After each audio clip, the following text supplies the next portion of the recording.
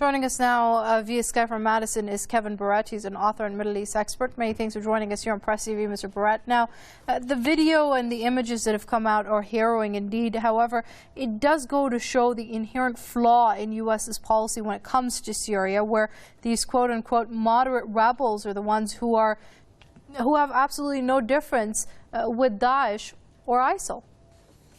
Well, yes, I guess people in the United States would be shocked if they learned that these so-called moderate head choppers are doing their dirty work funded by the CIA, because our mainstream media hasn't done its job and explained what's really happening. And I think the American people would ask, why is this? And the answer, of course, would be a history lesson. The United States, in tandem with the real rulers of the Western Empire, who are Zionist banksters, has been creating and funding so-called Islamic terrorism, and also creating illusions of Islamic terrorism by way of such false flag spectacles as the September 11th demolitions of condemned buildings in New York, falsely blamed on Arab Muslim hijackers.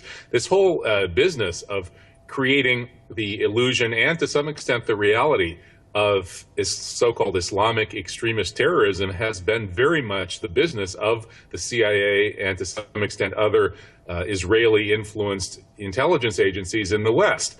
And this has all been done to destabilize the region in pursuit of strategic objectives. And these so-called moderate head choppers in various parts of the world have also been acting as militias for the West, attacking the designated enemy du jour of the West in all sorts of places along the border of Russia, in Eastern Europe, in the Balkans, in Afghanistan, in various countries where they want to either attack an enemy or destabilize that country or region.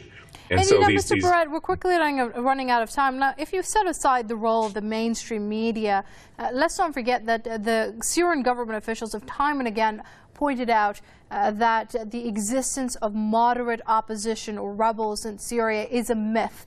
Why isn't this issue raised more or is more prominent in international fora when they're talking about Syria? Well, I think there is a lot of actual confusion about the situation on the ground in Syria.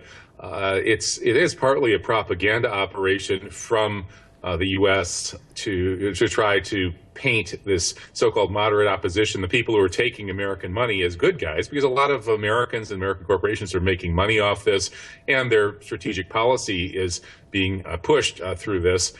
But let's face it, the situation is very, very chaotic in Syria. The country has been grossly destabilized. People have suffered horrendously. There's a civil war, and in civil wars, horrible things happen. Different sides are often guilty of these things.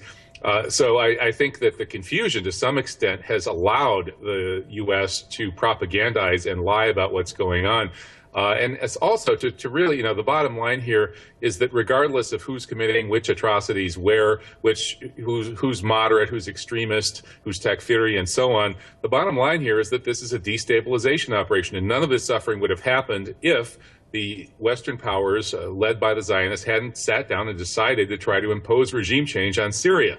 And they need to stop. They need to get on board with the side of the government of Syria and its international backers who are willing to find a way to bring stability to Syria without regime change. The regime change agenda has failed. On that note, we have to say goodbye to you, Mr. Barrett. We've run out of time. That's Kevin Barrett, author and Middle East expert, joining us via Skype from Madison. It's always good to have you with us here on Press TV.